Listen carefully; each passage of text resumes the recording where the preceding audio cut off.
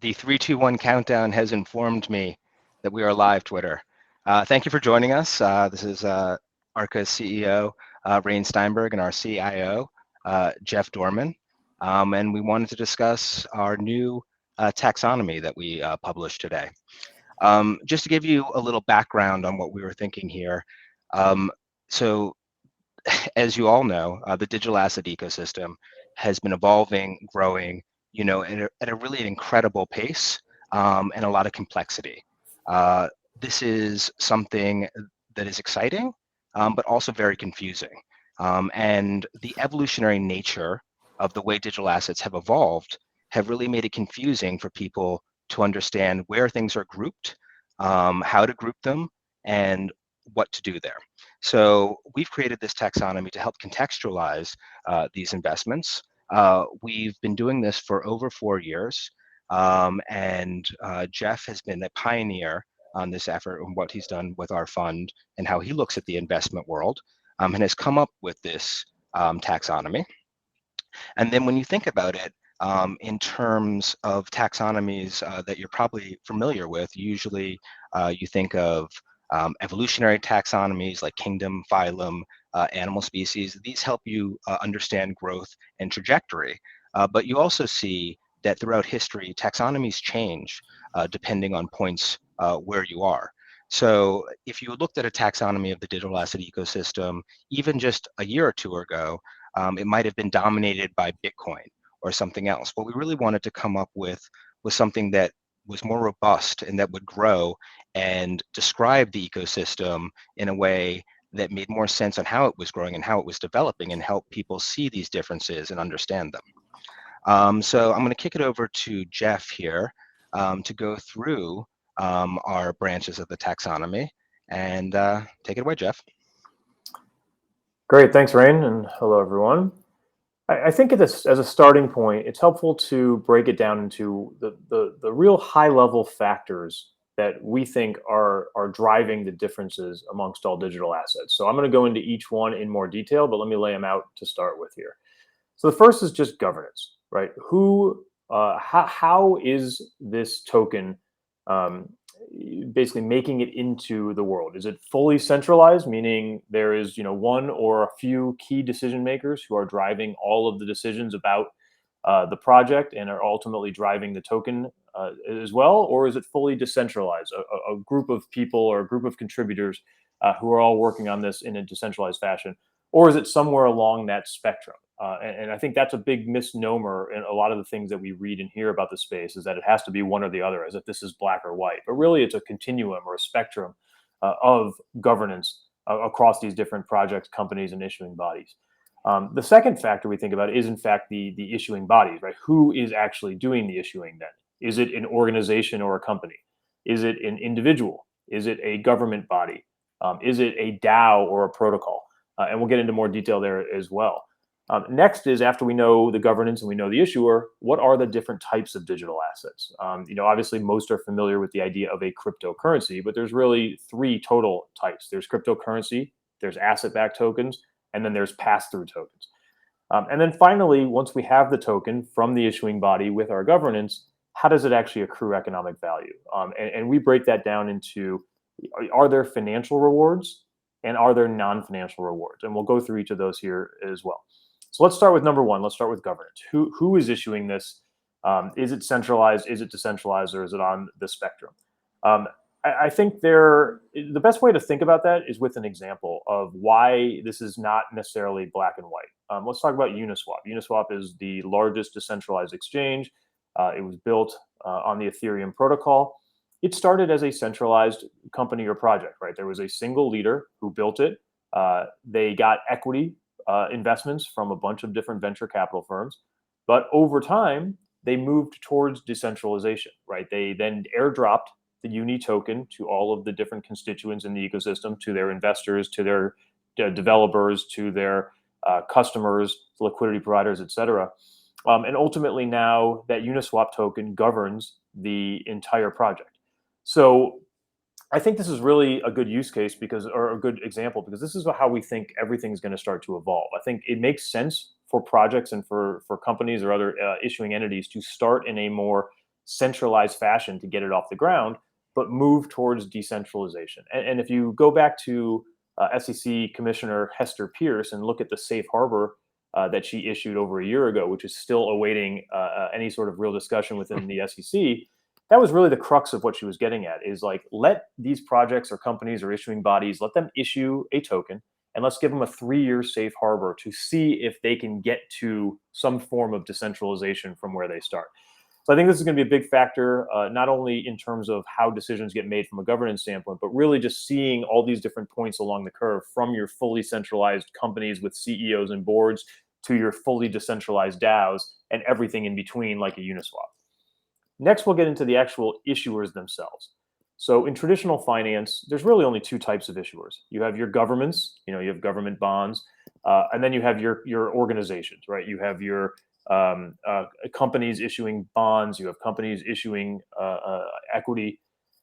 What digital assets really does is it opens up the issuing community to a lot more. Now, all of a sudden, you can have individuals issuing securities. You can have DAOs. You can have protocols. So when we think of a protocol, we'll think of something like Ethereum, right? This is a big, almost like the Apple App Store, right? Here's a protocol. Everything can be built upon it. They will then have the ETH token that is the security and the currency of that protocol. And then you can have a DAO, which is totally different, that could issue a token. So for instance, some of you might have seen recently the Constitution DAO, which was spun up almost overnight, and I think had 11,000 Ethereum addresses contribute to it, with the idea of going to purchase one of the copies of the Constitution, right? This DAO had a token, right? That token would have represented your interest in the Constitution that it was trying to purchase had it been successful. That's obviously very different as an issuing body. It's not a government, it's not a company, it's not an individual, it's not a protocol. This is just an issuing body that has created a token that is going to be backed by what that DAO ultimately did. And then you can think of individuals as well. Some of you might be familiar with Spencer Dinwiddie, who was is an NBA player and was playing for the Brooklyn Nets, when he issued a token that was effectively backed by an income stream, or backed by his NBA contract. He had a 3-year contract with the NBA. He was trying to tokenize that and give token holders the rights to the income stream that he was generating with his contract. So ultimately, we think this is going to build upon traditional finance with your debt and equity issuers from companies and governments, but also now move into these other types of issuers, protocols, DAOs, individuals, and maybe there'll be more in the future as well that we haven't thought about. Once we have the governing body and with the issuers, again, now we get into the types. So the biggest misconception, this is what Rain alluded to, but the biggest misconception is that everything's a currency, right? We use the word cryptocurrency, homogenous with everything in digital assets, and it's just not actually true, right? The currency is actually the smallest bucket of digital assets. It can really only be issued by a government or a protocol. So a government would be an example of a very centralized currency. This would be like your CBDCs. A decentralized type of currency would be like Bitcoin, something that is issued by a protocol and ultimately has no real other purpose other than being a currency or a medium of exchange or a store of value. But the other 2 types of tokens, asset-backed and pass-through, is really where the majority of digital assets are, not necessarily represented by market cap, right? Bitcoin still being the largest, but in terms of number of tokens, predominantly they're asset-backed and they're pass-through. So asset-backed being very simple, right? This is a token that is fully backed by some other form of asset. So for instance, we already mentioned the Spencer Dinwiddie token. That was an asset-backed token. It was fully backed by the contractual rights to the income that he would be receiving from the NBA. But we're going to see all kinds of asset-backed tokens in the future. We'll see tokens backed by bonds. We'll see tokens backed by real estate, tokens backed by equities. These tokens will really just be the instrument with which you are getting the value from something else. Very similar, in fact, to what an ETF is, right? The ETF is just a vehicle or the instrument, but what's inside the ETF is what matters. Is it an ETF that's backed by healthcare stocks? Is it an ETF that's backed by gold? Very similar thing.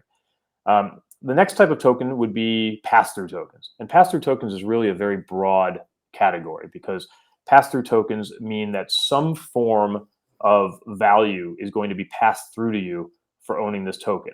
And that's a good segue into the next section here, which is value accretion. So the fourth, we already talked about governing bodies. We talked about the issuers. We talked about the token types. Now let's talk about where value accrues to. And this is the crux of what the pass-through tokens are. So historically, when you think of value accretion, it either has to be financial or it has to be non-financial, or it can be both. So for example, if you buy a house combines financial and non-financial value. You're getting the non-financial value because you get a roof over your head and a place to sleep and a place to invite your friends, but you're getting the financial reward either because you're renting it out and earning income or because you have a gain on your equity. But you could have something that's only non-financial. So for instance, a membership reward, right? If you have a membership to, a country club, or a membership to, a Costco, right? This is not financial. This is non-financial, right? This is a way of giving you access or giving you utility within some sort of a company or an ecosystem or a project. And then you have the things that are strictly financial, right? Stocks are a good example, right? You get no utility for owning from owning a stock, but you get the financial rewards of the revenues and the cash flows.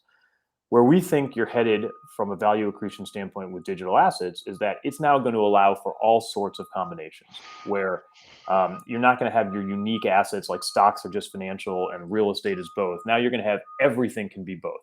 So we see a world where you're going to be combining these financial rewards with non-financial rewards all the time. And the example I like to give is, look at Amazon in terms of how it's structured right now. Amazon Prime is your non-financial benefit, right? You're getting your Whole Foods discounts, your movies, your music, you're getting the shipping, these are the things for being part of the ecosystem or a customer.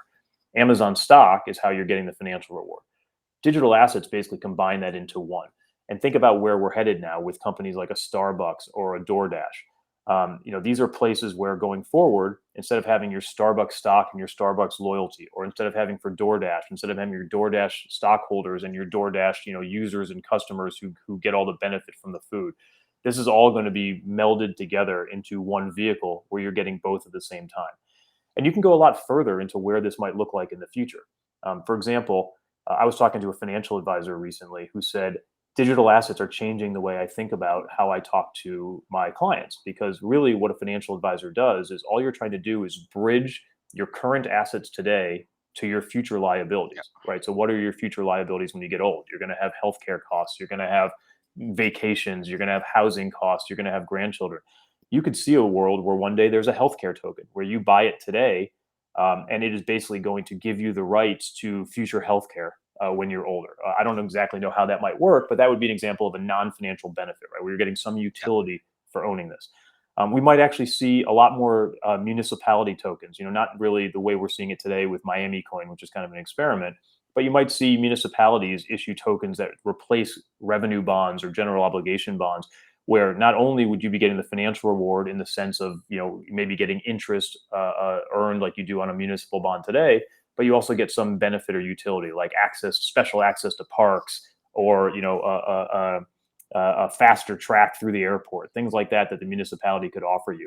We might see university tokens. Imagine if you have a child and you think that person is going to go to UCLA because that's where you went. So you buy a UCLA token the day he or she is born. And then that UCLA token can be redeemed later for tuition, or maybe they don't want to go to UCLA and you trade it for a NYU coin or a Notre Dame coin. So there's a lot of different ways where a lot of different permutations here where we can have non-financial rewards and financial rewards all kind of packaged into the same instrument. And if we're right, what this means is that you're going to have all types of consumer-facing businesses benefiting from engaging with their customers through a token. Your local barber, your local gym, your local restaurant chain, anybody with customers is going to find a way to say, here's the financial upside of my business or my project, and here's the non-financial rewards or benefits you can have for being part of the ecosystem. So when I look forward to what this looks like 3, 5, 10 years from now, we really believe that all asset classes are eventually going to be represented in a digital form. In addition to your equity, your debt, your commodities, your currencies, your real estate, pretty much everything will be represented in a digital form. And if we're right about this, what this means is that you're never going to have to own cash again. You're going to have the ability to stay 100% invested at all times and basically use your investments, these tokens that you own, to pay for common goods or to borrow against or to do other things with. And it's basically going to eliminate the need to ever just have cash just for spending, because all of these tokens are going to have these hybrid qualities. And essentially, by bridging the gap between investment vehicle and payment vehicle, you see this world where everything you do in your life will have a token attached to it, right? If you're doing something for the benefit, because you like to go to a certain event, or you like to travel, or you like to do certain things, you'll probably own some sort of a token that will give you some financial reward for utilizing it as well. And that's what we're super excited about, is this hybrid quality and these different permutations that digital assets provide. That's really helpful, Jeff. Thanks so much for that. I think if you could leave people with one thought about this idea, as somebody who was an institutional investor in the traditional world, this idea of that digital assets aren't themselves really an asset class. They look like that way now, but they are more something that is going to envelop what we think of as other asset classes. So this taxonomy, as a professional investor and a sophisticated investor yourself, kind of encapsulates your worldview.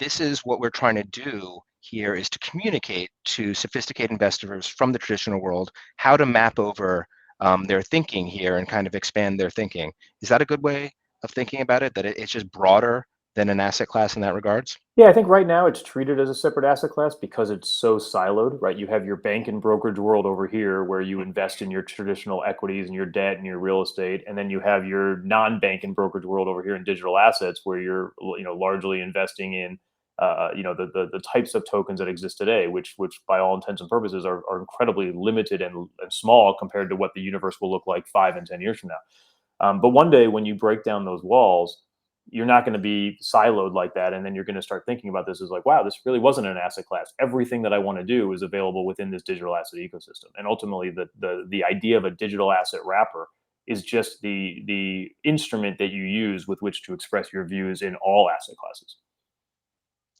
I mean, it's really fascinating, and like you say, only the beginning. And if we are right, it really is going to be a transformation, and the type of things that we do with these digital assets, it's really only the limits of our imagination and code, honestly.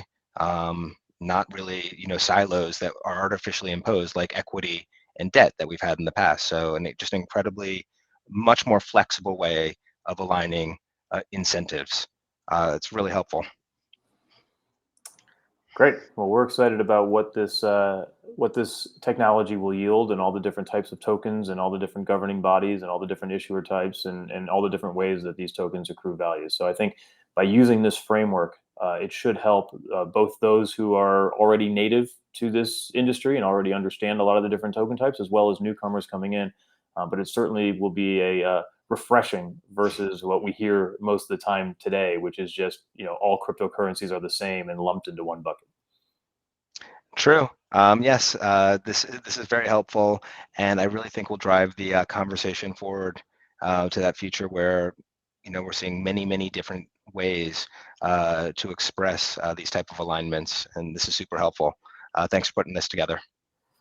Great. Well, as always, everyone can reach out to us on our website at ar.ca, or they can find us on Twitter at ARCA. You can find myself at jdorman81, and certainly look forward to hearing comments and feedback and questions regarding this new taxonomy. Great. Thanks, everybody.